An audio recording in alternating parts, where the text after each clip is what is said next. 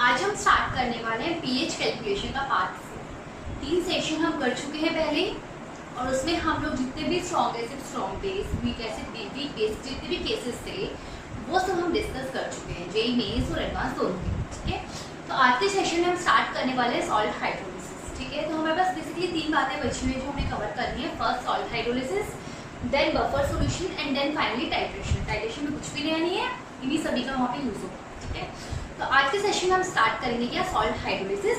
इसके हमें further 6 cases को डिस्कस करना है। ठीक है, तो उन सबको हम डिस्कस करेंगे। सबसे पहली बात कि सॉल्ट हाइड्रोलिसिस का मतलब क्या है।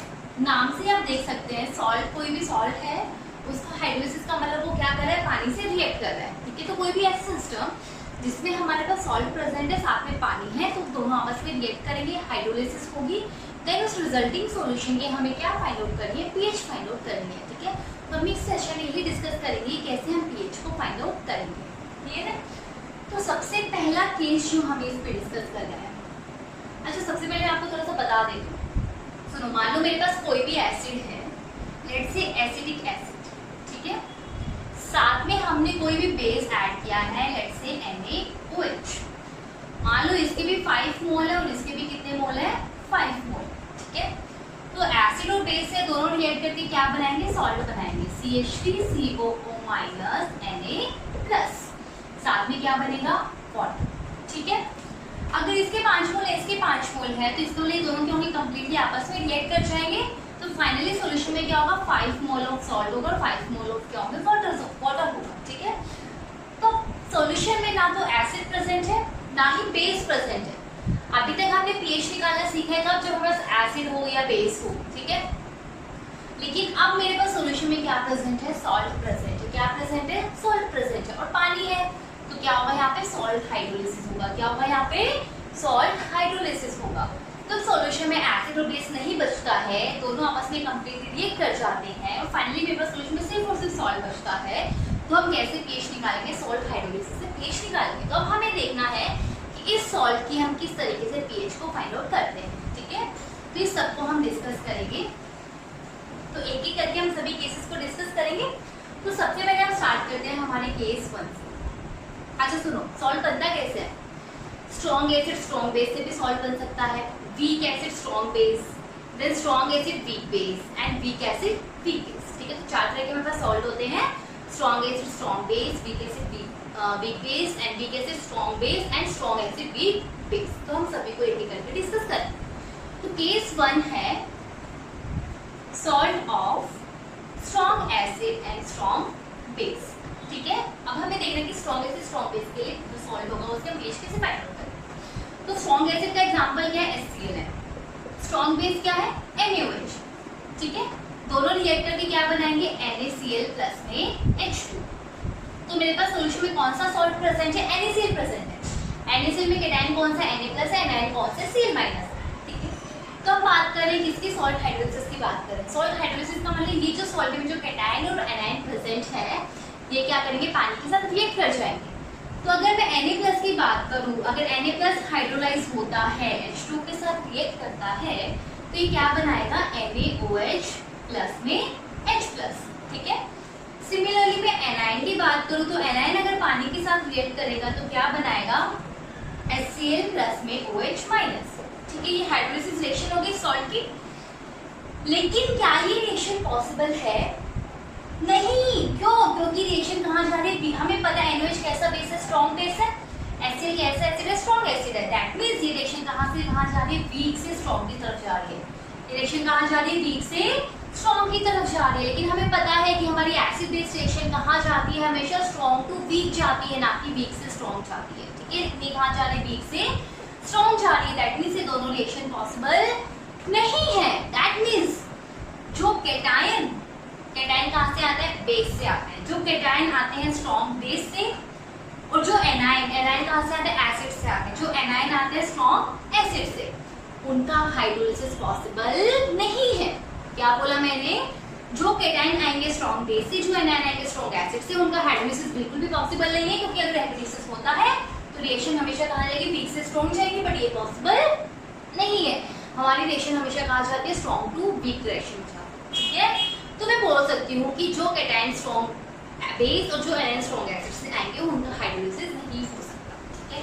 तो मुझे कैसे पता चलेगा कौन से एसिड स्ट्रॉन्ग है कौन से बेस स्ट्रॉन्ग है? हम लोग एकदम फर्स्ट स्टार्टिंग में पढ़ते हैं आयन के इक्विलिब्रियम के कि कौन कौन से स्ट्रॉन्ग एसिड होते हैं कौन कौन से स्ट्रॉन्ग बेस होते हैं। तो मैं आपको एक लिस्ट लिखवा देती हूँ, तो उसको आप याद रख लेना, ठीक है। तो अगर मैं एनाइंस की बात करती हूँ, anions which will not hydrolyzed, anions which will not hydrolyzed, कौन कौन से एनाइन हाइड्रोलिसिस शो नहीं करेंगे?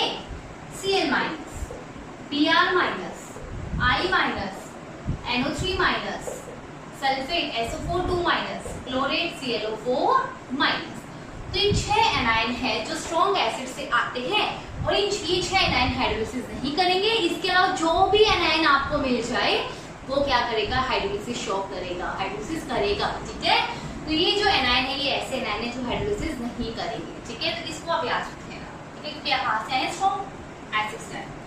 और अगर मैं केटाइन की बात करूं तो केटाइन कौन कौन से होंगे? Sodium, potassium, rubidium, caesium, calcium 2+, strontium 2+ and barium 2+।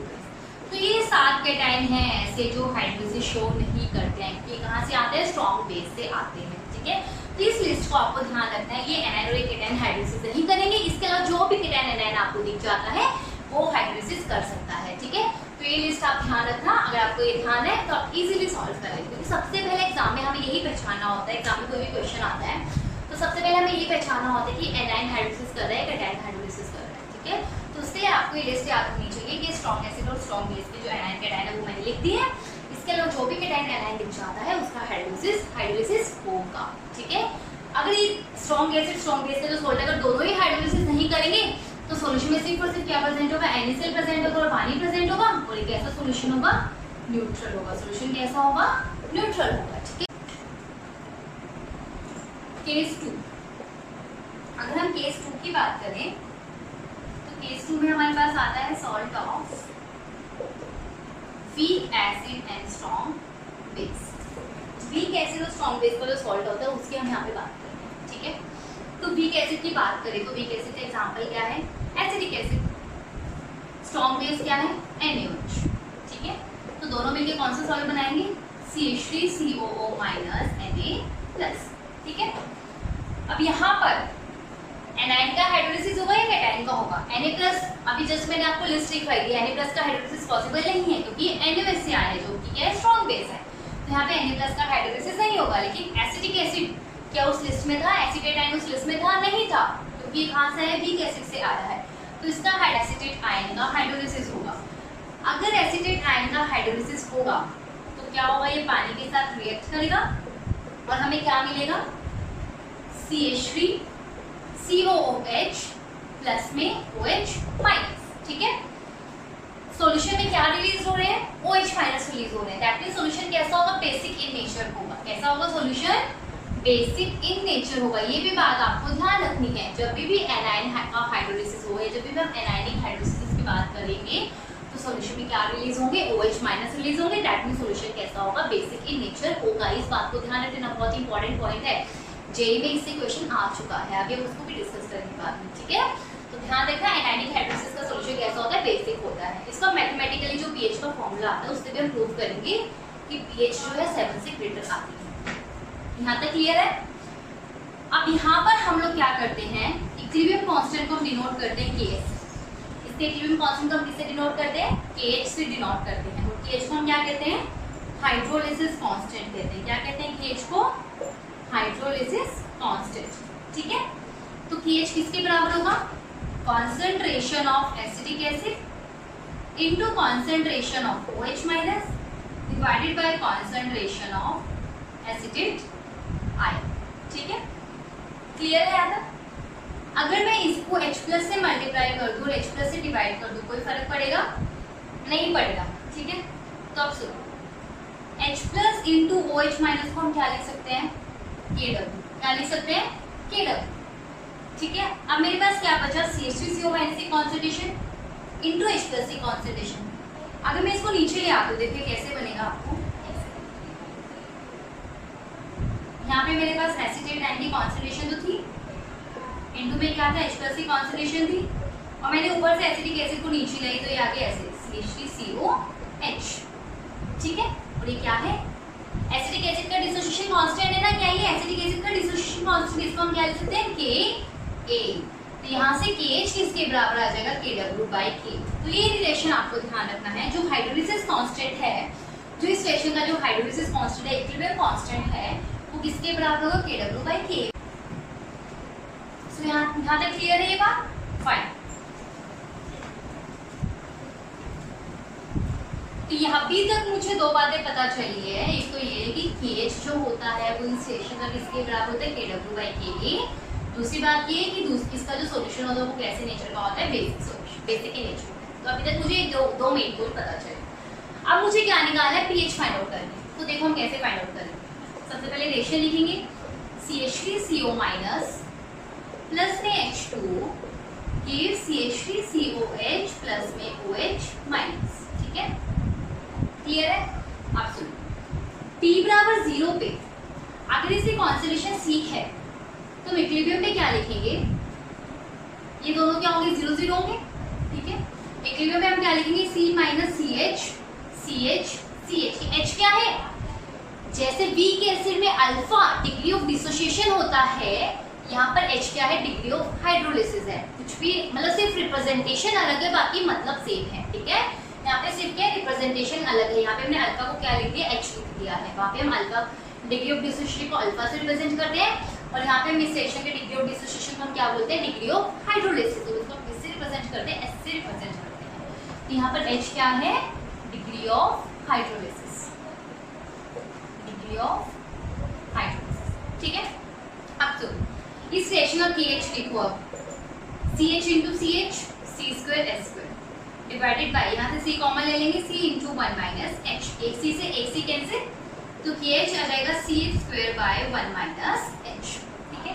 अब भाई असम्पशन जो हम मानते आए हैं हमेशा भी, कैसे भी हमने माना था कि जो ये H है वो क्या है, बहुत ही कम है 1 से, या मैं बोल सकती हूँ जो H की वैल्यू वो लेस देन इक्वल टू है 0.05 के। तो यहाँ इसका मतलब है 1 माइनस H को अप्रॉक्सीमेटली क्या लिख सकती हूँ, 1 लिख सकती हूँ।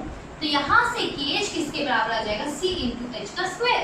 तो यहाँ से H किसके बराबर आ गया, √KH/C, और KH किसके बराबर है, Kw/K। तो यहाँ से डिग्री ऑफ हाइड्रोलिसिस का फॉर्मूला क्या आ जाएगा, Kw/K into C। याद करो वीक एसिड में अल्फा क्या था, √K/C।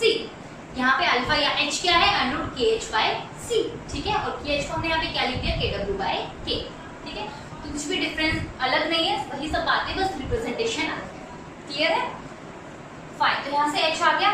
अब मुझे क्या निकालना है, pH निकालना है। pH के लिए मुझे H+ की कॉन्सेंट्रेशन निकालनी होगी, लेकिन सॉल्यूशन में H+ तो कहीं है ही नहीं, इक्वेशन में H+ तो कहीं है ही नहीं, लेकिन क्या है मेरे पास यहाँ पे OH- है, और OH- की कॉन्सेंट्रेशन कितनी है, CH है।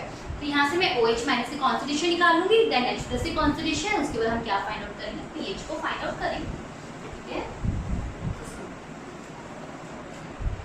तो अब मेरे पास H आ गया, तो कॉन्सेंट्रेशन ऑफ OH- किसके बराबर है, C into H।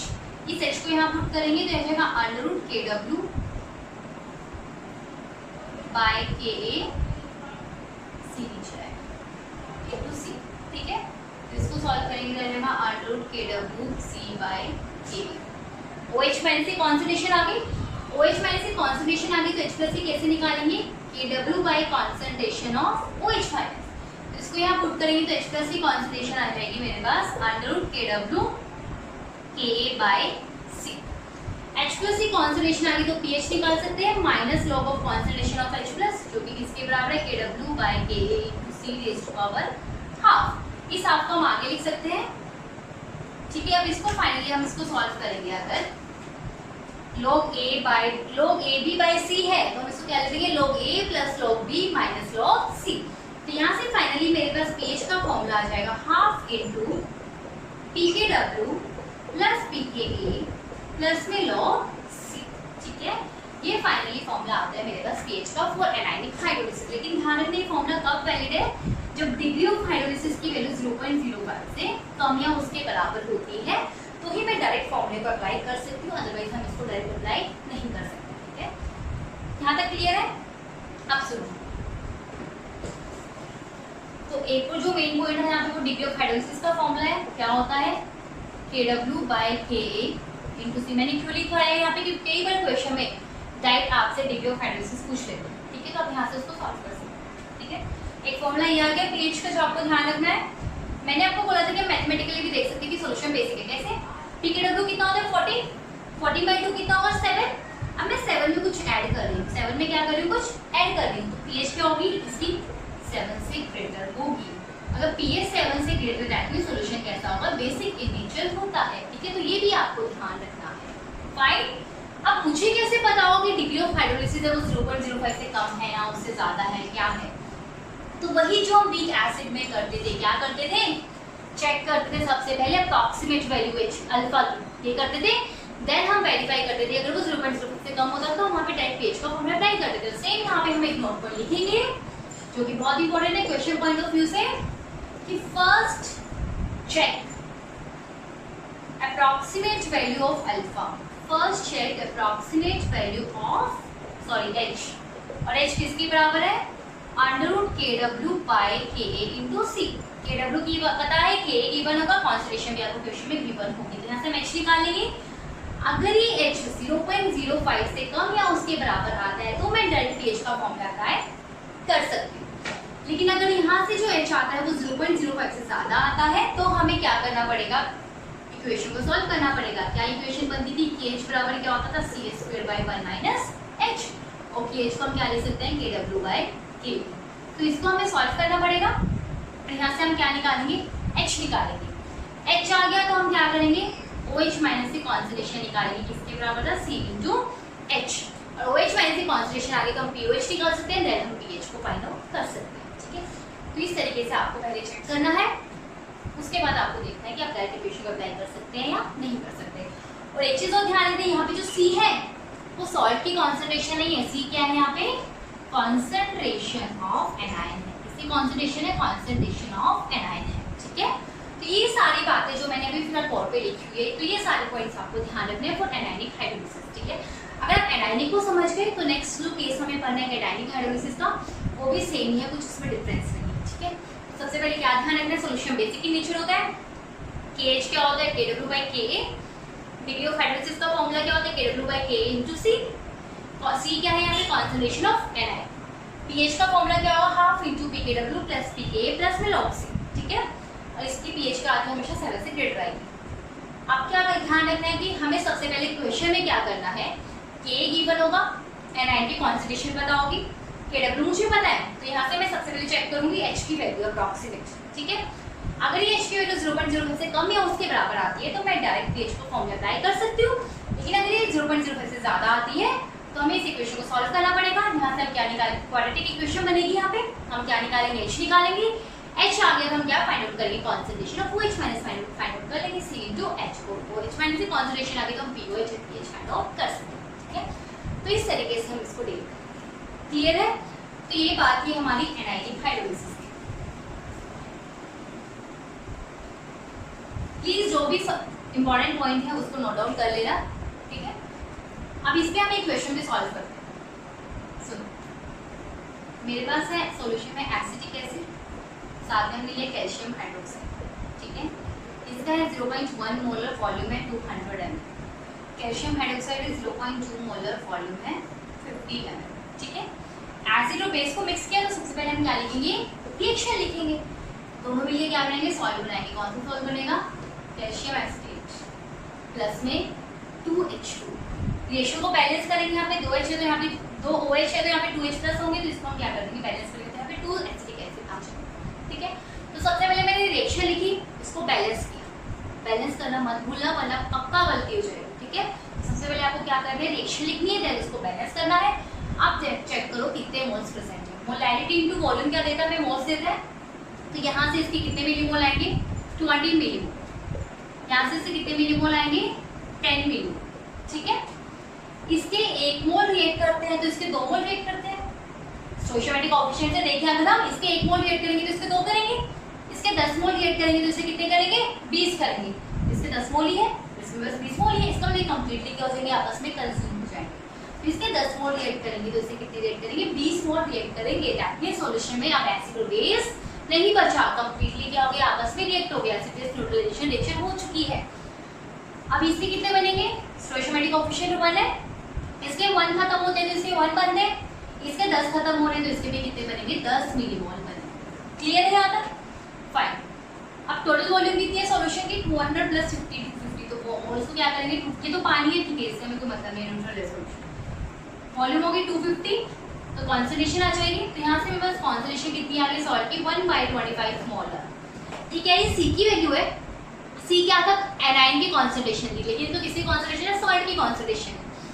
अगर सॉल्ट की कॉन्सेंट्रेशन इतनी है तो मुझे बताओ कि यहाँ पे एसिटेट आयन की कॉन्सेंट्रेशन कितनी होगी।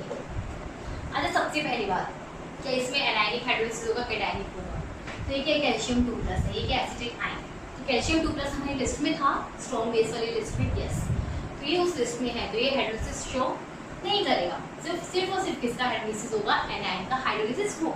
ठीक है, अब यहाँ पे एनायन की कॉन्सेंट्रेशन कितनी है, सॉल्ट की कॉन्सेंट्रेशन 1/25 है, तो एसिटेट आयन की कितनी होगी, कितने एसिटेट आयन है यहाँ पे, 2 एसिटेट आयन है, जिसको हम क्या कर देंगे, 2 से मल्टीप्लाई कर देंगे, तो ये जगह 2/25 मोलर, तो एसिटेट आयन की कॉन्सेंट्रेशन आ गई, इसको हम क्या लिखेंगे, सी से रिप्रेजेंट। क्लियर है यहाँ तक? फाइन। अब हमें पीएच फाइंड आउट करना है। एसिटिक एसिड का के इक्वेशन में गिवन होगा 10⁻⁵। तो सबसे पहले हमें क्या करना है, अप्रॉक्सीमेट वैल्यू चेक करनी है एच की। कैसे चेक करेंगे, KW 10⁻14 बाई Ka 10⁻5 इंटू सी कितना है, 2/25। ठीक है, तो इसको हम सॉल्व करेंगे, तो इसकी वैल्यू आपकी जो आएगी वो 0.05 से कम ही आती है। ठीक है, तो इसका मतलब मैं डायरेक्ट पीएच का फॉर्मूला अप्लाई कर सकती हूँ। तो हमारा पीएच का फॉर्मूला क्या था, हाफ इंटू PKW कितना होगा 14 प्लस में PKA, K 10⁻5 है तो PK कितना हो जाएगा 5 प्लस में log C कितना है 2/25। log A by B को मैं क्या लिख सकती हूँ, log A minus log B, तो इसको हम लिखेंगे log 2 माइनस log 25। log 25 को हम क्या लिख सकते हैं, log 5 का स्क्वायर, log 5 का स्क्वायर, इस 2 को हम आगे लेंगे तो ये 2 log 5।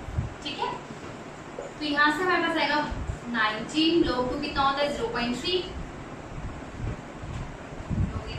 log 5 कितना होता है 0.7 इंटू 2 कितना हो जाएगा -1.4।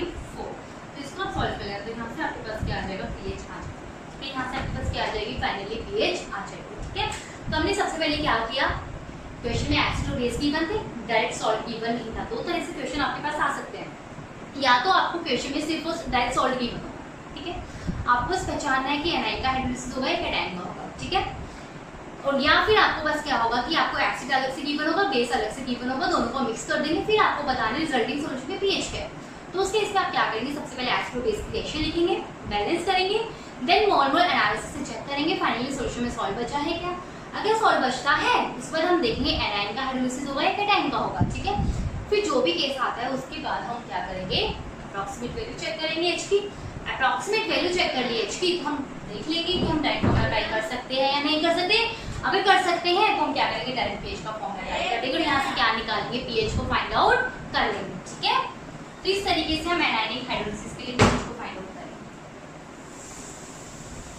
नेक्स्ट केस हमारा आता है कैटायनिक हाइड्रोलिसिस, केस 3। ठीक है, केस 3 में हम बात करेंगे salt of strong acid and week base. ठीक है, तो स्ट्रॉन्ग एसिड और वीक बेस का हम कोई भी सॉल्ट ले सकते हैं, NH4Cl। ये कहाँ से बना, NH4OH प्लस में HCl, क्या बनाएंगे NH4Cl। कैटायन कौन सा NH4+ है, एनाइन कौन सा Cl- है, तो क्या Cl- का हाइड्रोलिसिस होगा, नहीं होगा। क्या कैटायन उस लिस्ट में था, नहीं था, तो इसका यहाँ पे किसका हाइड्रोलिसिस होगा, कैटायन का हाइड्रोलिसिस होगा। तो हम क्या बोलेंगे, कैटायनिक हाइड्रोलिसिस बोलेंगे। क्या बोलेंगे इसको हम, कैटायनिक हाइड्रोलिसिस। क्लियर है, फाइन। तो अब क्या करेंगे, सबसे पहले रिएक्शन लिखेंगे, NH4 प्लस में H2O इज NH4OH प्लस में H+।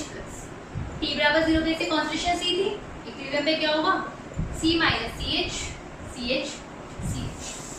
अब मैं इसका डेरिवेशन आपको नहीं कराने वाली, सेम जैसे हमने केस 2 को डील किया उसी तरीके से हम इसको डील करेंगे स्टेप वाइज। ठीक है, तो आपको एक उससे प्रैक्टिस करना है डेरिवेशन। मैं आपको फाइनली जो फॉर्मूले आते हैं वो आपको लिखवा देती हूँ सारे, फिर आप वहाँ से वेरीफाई कर लेना कि आप वो फॉर्मूले सॉल्व कर पा रहे हैं या नहीं कर पा रहे हैं। अगर कोई डाउट आता है तो आप मुझसे पूछ सकते हैं, ठीक है।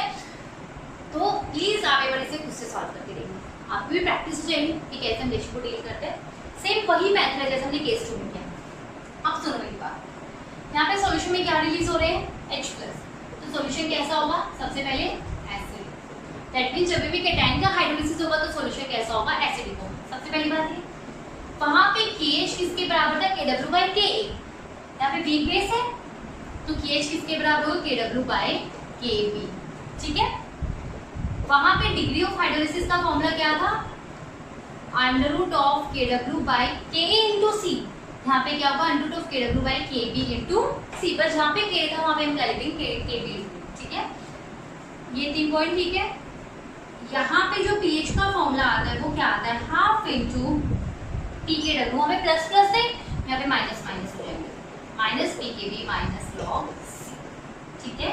और ये फॉर्मूला भी कब वैलिड होगा, जब डिग्री ऑफ हाइड्रोलिसिस की वैल्यू 0.05 से कम या उसके बराबर होती है। वहाँ पे C क्या थी, कॉन्सेंट्रेशन ऑफ एनाइन, यहाँ पे C क्या होगी, कॉन्सेंट्रेशन ऑफ केटाइन, ठीक है। तो ये बातें हैं जो आपको इसमें ध्यान रखनी है। सबसे पहले एसिडिक इन नेचर होता है सॉल्यूशन, दूसरा KH क्या होता है, KW/Kb, then degree of hydrolysis, then finally pH का फॉर्मूला, ठीक है। अब इसे भी देख सकते हैं, pKw/2 क्या होगा, 7 में से हम यहाँ पे क्या करें, कुछ माइनस कर रहे हैं, दैट मींस इसकी pH क्या होगी, हमेशा 7 से कम आएगी। दैट मींस सॉल्यूशन कैसा होगा, एसिडिक इन नेचर होता है, ठीक है। तो हम फॉर्मूले से भी देख सकते हैं कि pH 7 से कम आती है, ठीक है। और यहाँ पे C क्या है, कॉन्सेंट्रेशन ऑफ केटाइन। तो इसमें हम क्या करेंगे, सबसे पहले अप्रॉक्सीमेट वैल्यू चेक करेंगे H की। कहाँ से चेक करेंगे, इस फॉर्मूले से चेक करेंगे। Kb गिवन होगा, C गिवन होगा क्वेश्चन, ठीक है। अगर 0.05 से कम या उसके बराबर आता है तो मैं डायरेक्ट pH का फॉर्मूला अप्लाई कर सकती हूँ, ठीक है। अगर नहीं आता है तो यहाँ पे भी हम क्या करेंगे, क्वाड्रेटिक इक्वेशन को सॉल्व करेंगे, ठीक है। तो यहाँ पे भी वही इक्वेशन बनेगी, KH बराबर C²/1 - H, और यहाँ पे KH किसके बराबर है, KW/Kb। इसको सॉल्व करेंगे तो यहाँ से हम क्या निकालेंगे, H निकालेंगे। H आ गया तो वहाँ पे तो सॉल्यूशन में OH- रिलीज हो रहे थे, तो हम क्या करते थे, पहले OH- से कॉन्सेंट्रेशन निकालते थे, देन हम H+ की फाइंड आउट करते थे।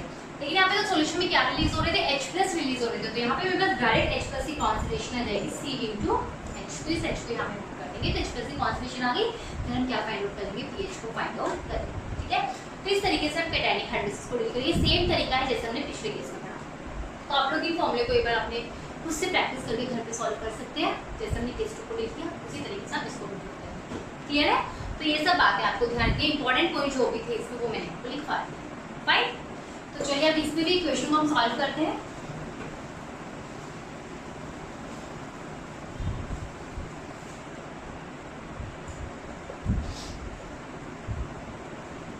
NH4OH इसमें HCl 0.1 molar 200 ml, 0.1 molar 200 ml।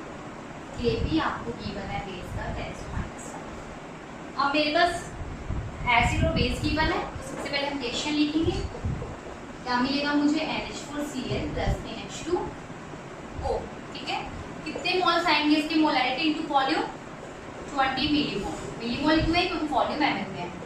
यहाँ पे भी कितने आएंगे, 20 मिलीमोल, तो सेम है मोल, दोनों की स्टोइकियोमेट्रिक कोएफिशिएंट भी सेम है, तो इसका मतलब दोनों आपस में क्या करेंगे, कंप्लीटली रिएक्ट हो जाएंगे। इसकी भी स्टोइकियोमेट्री सेम है, तो ये जितने रिएक्ट होंगे ये उतने ही बनेंगे। तो यहाँ पे से कितने मिलीमोल बनेंगे, 20 मिलीमोल, ठीक है। पानी से मुझे कोई मतलब नहीं। मोल्स आ गए मेरे पास सॉल्ट के, फाइनली सॉल्यूशन में क्या बचा, सॉल्ट बचा। मोल्स आ गए, तो वॉल्यूम कितनी है, 400, तो 20/400। तो यहाँ से कॉन्सेंट्रेशन कितनी आ जाएगी, 1/20 मोलर, ठीक है। लेकिन क्या एक अटैक की कॉन्सेंट्रेशन है, नहीं है, तो किसकी कॉन्सेंट्रेशन है, सॉल्ट की कॉन्सेंट्रेशन है। अब मुझे यहाँ पे बताओ किसका हाइड्रोलिसिस होगा, Cl- का तो नहीं होगा, किसका होगा, केटाइन का हाइड्रोलिसिस होगा। तो मुझे बताओ यहाँ पे केटाइन की कॉन्सेंट्रेशन कितनी आएगी, कितने NH4+ है, एक ही है, दैट मींस जो सॉल्ट की कॉन्सेंट्रेशन होगी वही किसकी होगी, केटाइन की होगी। यहाँ पे केटाइन की कॉन्सेंट्रेशन आ गई 1/20, जो कि किसके बराबर है, C के बराबर है। C की वैल्यू आ गई। अब मैं क्या करूँगी, अप्रॉक्सीमेट वैल्यू चेक करूँगी इसकी H की। इसे चेक करेंगे अप्रॉक्सीमेट वैल्यू H की, KW/Kb इनटू कॉन्सेंट्रेशन कितनी है, 1/20। तो आप चेक करेंगे 0.05 से बहुत कम आएगी वैल्यू, ठीक है। अब देख सकते हो ऊपर 10⁻14 है, अगर इसको ऊपर लेके जो है तो ऊपर आएगा 10⁻9, और 10⁻9 का अंडर रूट हम करते हैं तो 10⁻4 के आसपास आता है। हम बोल सकते हैं कि जो H वैल्यू 0.05 से बहुत ही कम आती है, ठीक है। तो आप इसको बिना सॉल्व किए भी आइडिया लगा सकते हैं इस चीज़ का। फाइन, तो 10-5 इसकी वैल्यू बहुत कम आएगी, तो इसका मैं डायरेक्ट क्या कर सकती हूँ, पीएच का फॉर्मूला अप्लाई कर सकती हूँ। तो पीएच का फॉर्मूला क्या था, हाफ इंटू पी के डब्ल्यू कितना है 14 माइनस पी के बी कितना होगा 5 माइनस लॉग सी, सी कितना है 1/20, तो लॉग 1/20, तो माइनस लॉग 1/20 को हम क्या लिख सकते हैं प्लस लॉग 20, और इस 20 को मैं क्या लिख सकती हूँ 2 × 10, और लॉग ए बी को हम क्या लिख सकते हैं लॉग ए प्लस लॉग बी। ठीक है, तो ये आ जाएगा हाफ इंटू 9 प्लस 0.3, लॉग 1 कितना होगा 1, तो जाएगा 10.3/2, तो यहाँ से वैल्यू देंगे 5.15, तो पीएच कितनी आ गई 5.15, तो ये 7 से कम है, दैट मींस सॉल्यूशन कैसा होगा एसिडिक नेचर होता है। ठीक है, तो इस तरीके से हम इसको इक्वेशन को सॉल्व करते हैं। बहुत डिफिकल्ट नहीं है, बहुत इजी है, बस आपको पहचानना आना चाहिए कि क्वेश्चन क्या कह रहा है, उसे हम क्या करने वाले हैं, रेशियो ऐसे लिखनी है। अगर आपको फॉर्मूले याद है तो आप इजीली सॉल्व कर लेंगे, कोई भी दिक्कत नहीं है। ठीक है, तो 3 केसेस हमने कर लिए हैं, अब हम आते हैं हमारे केस 4 पे, उसका डेरिवेशन मैं आपको कराऊंगी कि वो थोड़ा सा अलग है। ठीक है, तो अगर मैं केस 4 की बात करती हूँ, केस 4 में डील करने वाले हैं salt of weak acid and weak base.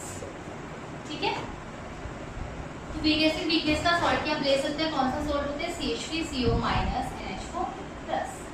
तो अब यहाँ पे एनायन और कैटायन दोनों ही कहाँ से आए, वीक से आए, तो यहाँ पे दोनों का हाइड्रोलिसिस होगा, एनायन का भी होगा और कैटायन का भी होगा। तो हम रिएक्शन क्या लिखेंगे, सबसे पहले CH3CO- प्लस में NH4+ प्लस H2O, क्या बनाएंगे दोनों मिलके CH3COH प्लस में NH4OH। क्या सॉल्यूशन में H+ रिलीज हो रहे हैं, क्या सॉल्यूशन में OH- रिलीज हो रहे हैं, यहाँ पे तो एसिड और बेस दोनों ही बन रहा है, तो अभी मैं कमेंट नहीं कर सकती कि सॉल्यूशन एसिडिक होगा, बेसिक होगा या न्यूट्रल होगा। अब क्या करेंगे, इसको लिखेंगे T = 0 पे क्या होगा, C 0 0, इक्विलिब्रियम आएगा तो हम इसे क्या लिख सकते हैं C- CH CH। हम यहाँ पे क्या एज्यूम कर रहे हैं कि एनायन और कैटायन दोनों की जो डिग्री ऑफ हाइड्रोलिसिस है वो क्या है, सेम। यहाँ तक क्लियर है, फाइन। अब KH का एक्सप्रेशन लिखो, पहले तो कंप्लीटली टर्म्स में लिखते हैं। KH किसके बराबर होगा, concentration of acetic acid into concentration of NH4OH divided by concentration of acetate ion divided by concentration of NH4+। ठीक है, अब मैंने क्या किया, इसको H+ और OH- से मल्टीप्लाई कर दिया और H+ और OH- से भी डिवाइड कर दिया, OH- को मैं यहाँ लिख लूँ और H+ को मैं यहाँ पे लिख लूँ। ठीक है, ये किसके बराबर है, KW। अगर मैं इस NH4OH को नीचे ले आऊँ तो ये क्या बन जाएगा, ये पूरी टर्म क्या बन जाएगी 1/Kb, और ये पूरी टर्म क्या बन जाएगी 1/K। ये कुछ नहीं है, ये क्या है, एसिटिक एसिड का डिसोसिएशन कांस्टेंट है, ये क्या है NH4OH का डिसोसिएशन कांस्टेंट है, जिसको मैं कैसे इसको नीचे लेंगे तो क्या बचेगा, अभी फिलहाल ये क्या 1/Kb, और ये भी क्या है 1/Kb। तो यहाँ से KH किसके बराबर आ जाएगा, KW/Ka × Kb। एनायनिक हाइड्रोलिसिस में क्या था, KW/Ka, कैटायनिक में क्या था, KW/Kb।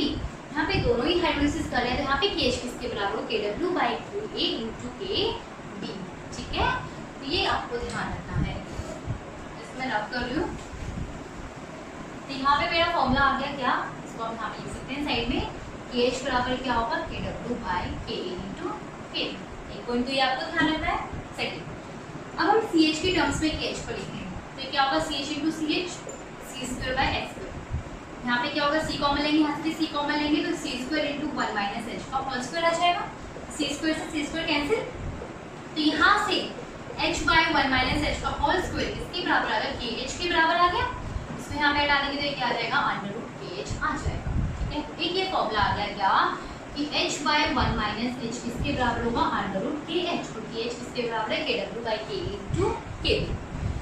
अब मुझे pH फाइंड आउट करनी है, और pH फाइंड आउट करने के लिए मुझे क्या निकालना है, H+ और OH- से कॉन्सेंट्रेशन निकालिए, बट यहाँ पे तो ना तो H+ है ना OH- है, तो हम कैसे फाइंड आउट करेंगे, तो उसके लिए मुझे या तो वीक एसिड या वीक बेस, इनमें से किसी एक का डिसोसिएशन लिखना पड़ेगा, ठीक है। तो मैं यहाँ पे वीक एसिड का डिसोसिएशन लिखूंगी। CH3COH डिसोशिएट करेगा किसमें, CH3CO माइनस प्लस में H प्लस, ठीक है। T बराबर 0 पे से कांस्टेंट, अच्छा इसको लिखने की जरूरत ही नहीं है, छोड़ो। अब इस रेशियो का जो K होगा वो किसके बराबर होगा, concentration of acetate ion into concentration of H plus divided by concentration of acetic acid. इससे पहले जो मैंने रिएक्शन लिखी थी, जो मैंने अभी रफ कर दी है, उसमें आपने देखा होगा जो एसिटेट आयन की इक्विलिब्रियम पे कॉन्सेंट्रेशन थी वो कितनी थी, C माइनस CH के बराबर, ठीक है। H प्लस तो मुझे फाइंड आउट करना है, और वहाँ पे जो एसिटिक एसिड की कॉन्सेंट्रेशन थी वो कितनी थी, CH के बराबर, ठीक है। यहाँ से मैं C से C तो कैंसिल आउट कर सकती हूँ, तो मेरे पास K किसके बराबर आ गया, 1 minus H by H into concentration of H plus. तो यहाँ से H प्लस की कॉन्सेंट्रेशन कितनी आ गई, H by 1 minus H into Ka, और इस H बाई 1 माइनस H को मैं क्या लिख सकती हूँ, अंडर रूट KH। तो ये क्या आ जाएगा, अंडर रूट KW, KH है और KH को हम क्या लिखेंगे, KW by KA into KB into KB। Clear है,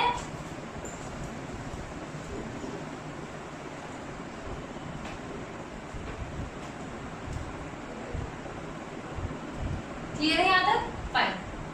तो अब सुनो, तो मेरे पास H प्लस की कॉन्सेंट्रेशन कितनी आ गई, ये आ जाएगा under root KW KA by KB।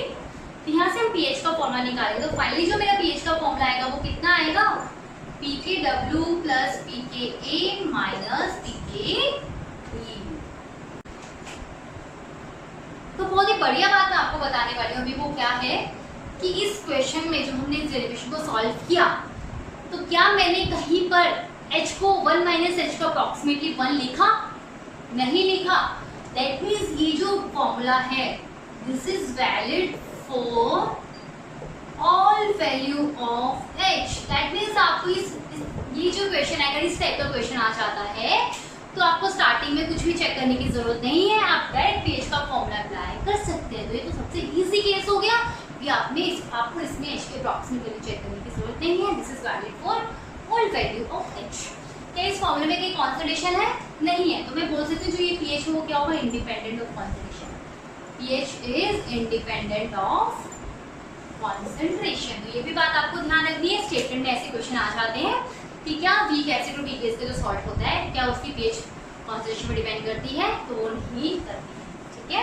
तो ये बात भी आपको ध्यान रखनी है, और ये भी ध्यान रखना this is valid for all value of H। तो ये दो पॉइंट है जो अलग है, जो आपको ध्यान रखने हैं, क्लियर है। तो यहाँ से एक तो ये फॉर्मूला ध्यान रखना है कि H बराबर KW by K into KB।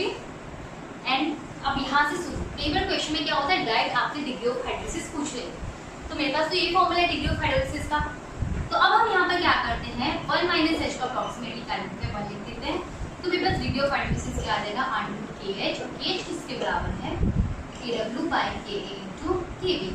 तो अगर क्वेश्चन है आपसे एग्जामिनर पूछता है डिग्री ऑफ हाइड्रोलिसिस की वैल्यू, तो इसके लिए ये वाला फॉर्मूला अप्लाई करेंगे, H is equal to under root KW by KB into KB, ठीक है।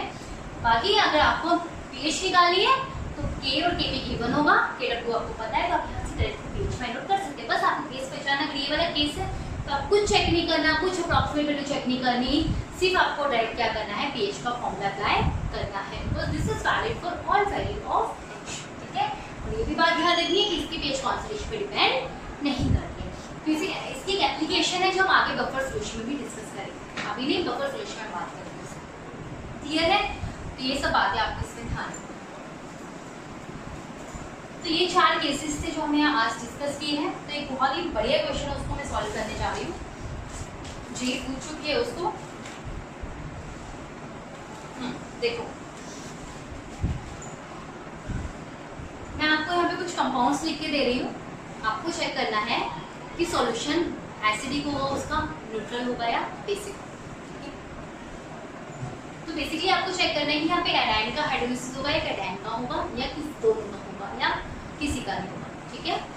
बस आपको वो लिस्ट ध्यान होनी चाहिए जो मैंने सबसे स्टार्टिंग में लिखवाई थी केस में, अगर आपको याद है तो आप इजीली इसको सॉल्व करें। CaSO4 CH3CONA H4Cl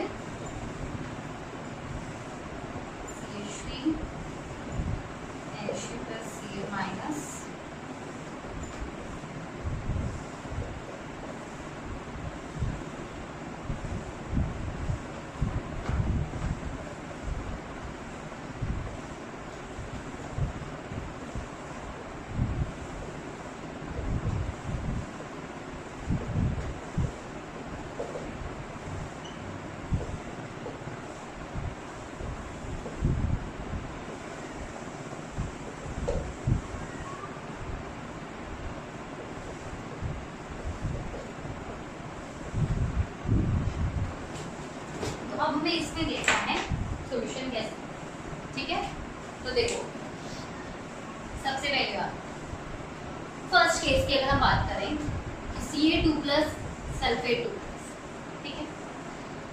तो कैटाइन उस लिस्ट में था, हाँ SO4 2- भी था, तो यहाँ पे ना तो कैटाइन का हाइड्रोलिसिस होगा ना एनायन का होगा, सॉल्यूशन कैसा होगा न्यूट्रल, ठीक है। CH3CO आप पढ़ चुके हैं, यहाँ पे कैटाइन का हाइड्रोलिसिस नहीं होता, सिर्फ किसका होता है एनायन का होता है, एनायन का हाइड्रोलिसिस होता है तो सॉल्यूशन कैसा होता है बेसिकली न्यूट्रल, ठीक है। नेक्स्ट कैटाइन का और एनायन का ये भी हम पढ़ चुके हैं, एनायन का हाइड्रोलिसिस नहीं होगा, सिर्फ किसको कैटाइन का होगा, और कैटाइन का हाइड्रोलिसिस होगा तो कैसा सॉल्यूशन होगा एसिडिक नेचर, ठीक है। नेक्स्ट Cl- उस लिस्ट में था, हाँ तो यहाँ पे Cl- का नहीं होगा, लेकिन क्या ये कैटाइन उस लिस्ट में है नहीं है, तो यहाँ पे भी किसका हाइड्रोलिसिस होगा कैटाइन का होगा, तो सॉल्यूशन कैसा होगा एसिडिक होगा। इसकी बात करें Br- एनायन उस लिस्ट में था, बिल्कुल था, तो इसका हाइड्रोलिसिस नहीं होगा। ये कैटाइन था क्या नहीं था, तो इसका हाइड्रोलिसिस होगा, तो सॉल्यूशन कैसा होगा एसिडिक नेचर। नेक्स्ट स्ट्रोंशियम था उसमें, नाइट्रेट भी था, तो ना तो यहाँ पे कैटाइन का होगा ना एनायन का होगा, तो सॉल्यूशन कैसा होगा न्यूट्रल। यहाँ पे हमने अभी जस्ट देखा कि यहाँ पे दोनों का हाइड्रोलिसिस हो जाए, तो मैं बता सकती हूँ क्या पीएच कितनी होगी, नहीं, उसके लिए मुझे क्या पता होना चाहिए पीके और पीकेबी पता होना चाहिए।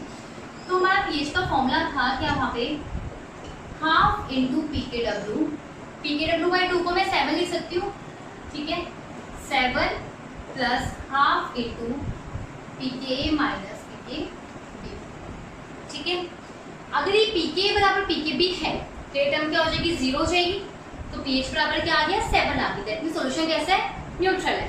पीके ज्यादा है पीकेबी से तो ये टर्म पॉजिटिव आएगी, तो पीएच 7 से ज्यादा होगी तो सॉल्यूशन बेसिक होगा।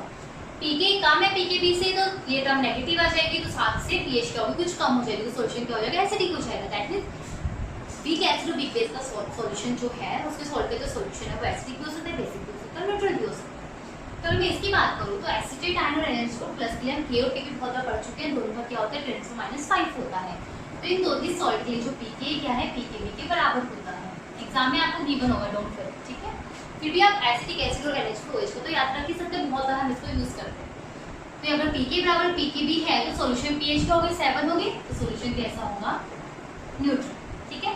नेक्स्ट पोटेशियम और आयोडाइड दोनों का ही हाइड्रोलिसिस नहीं होगा, यहाँ पे दोनों ही लिस्ट में थे, सॉल्यूशन कैसा होगा न्यूट्रल। Na+ और क्लोराइड दोनों का ही नहीं होगा हाइड्रोलिसिस, तो यहाँ पे भी सॉल्यूशन कैसा होगा न्यूट्रल, ठीक है। Na+ का नहीं होगा, लेकिन फॉर्मिक एसिड से है जो कि वीक है, तो इसका हाइड्रोलिसिस हो सकता है, तो सॉल्यूशन कैसा होगा बेसिक, ठीक है। तो जे इस क्वेश्चन को सेम क्वेश्चन पूछ चुकी है, तो अगर आपको बस वो लिस्ट याद है तो आप इजीली सॉल्व कर सकते हैं, बस आपको पता होना चाहिए एनायनिक हाइड्रोलिसिस का सॉल्यूशन बेसिक होता है, कैटायनिक का एसिडिक होता है। अगर दोनों ही करते हैं तो कुछ भी हो सकता है, उसके लिए मुझे पीके और पीकेबी की वैल्यू पता होनी चाहिए, और दोनों नहीं करेंगे तो सॉल्यूशन कैसा होगा न्यूट्रल, क्लियर है। तो ये थे हमारे फर्स्ट 4 केसेस जो कि मेन इंपॉर्टेंट नहीं है, बाकी के 2 छोटे छोटे केस बचे उनमें हमें ज़्यादा कुछ नहीं करना है। एक है एम्फीप्रॉटिक एनायन की हाइड्रोलिसिस, सेकंड है पॉलीप्रॉटिक एनायन की हाइड्रोलिसिस, ठीक है। तो उसको हम नेक्स्ट सेशन में डिस्कस करेंगे, एंड देन साथ में हम बफर सॉल्यूशन को भी स्टार्ट करेंगे। तो आज का सेशन हम यहीं खत्म करते हैं। तो आज के सेशन में हमने मेन कुछ सॉल्ट हाइड्रोलिसिस हमने खत्म कर ही दिया है, इंपॉर्टेंट तो यही पार्ट है, उससे भी क्वेश्चंस कभी आ जाते हैं तो उसको भी हम डिस्कस करेंगे, ठीक है। तो ये मेन पार्ट था 4 केसेस का। तो एक बार आप लोग जो कैटायनिक हाइड्रोलिसिस का उसका डेरिवेशन आप एक बार से उससे सॉल्व करके देखना, तो आपको कुछ ना कुछ आइडिया हो जाएगा कि आप देखो कैसे नहीं कर सकते हैं, फॉर्मूले मैंने आपको लिखवा दिया। तो अब आपको करना क्या है, आपको एक लिस्ट बनानी है जहाँ पर अभी तक हमने स्टार्टिंग से पीएच कैलकुलेशन से जो फर्स्ट वीडियो से और अब तक जितने भी फॉर्मूले हमने लिखे हैं हर केस में, उन सभी को आपको पेज पे लिखना है और उसको याद करना है, ठीक है। तो आपको ये काम जरूर करना है। तो ये होमवर्क ही समझ लो आपका, कि आपका होमवर्क यही है आज का, कि आपको पार्ट 1 से लेके पार्ट 4, आज पार्ट 4 हुआ है हमारा, तो पार्ट 4 तक जितने भी फॉर्मूले हैं उनको सब आपको एक साथ लिखने और याद करने हैं, ठीक है। उसके बाद बात आती है PYQ क्वेश्चन की। तो मैं ऑलरेडी 2 वीडियोस को अपलोड कर चुकी हूँ पहले ही, तो वहाँ से सॉल्ट हाइड्रोलिसिस तक के जो भी PYQs हैं बफर को छोड़ के, ठीक है, उन PYQ को वहाँ से सॉल्व कर सकते हैं, सोलोट्रेटेड बफर को छोड़ देना, उसके अलावा जो भी PYQ होंगे वहाँ से अपने पास सॉल्व कर देना, ठीक है। नेक्स्ट सेशन में हम बफर सॉल्यूशन डिस्कस कर लेंगे, क्लियर है। तो ये सेशन हम यहीं खत्म करते हैं, and thank you so much and thanks for watching this.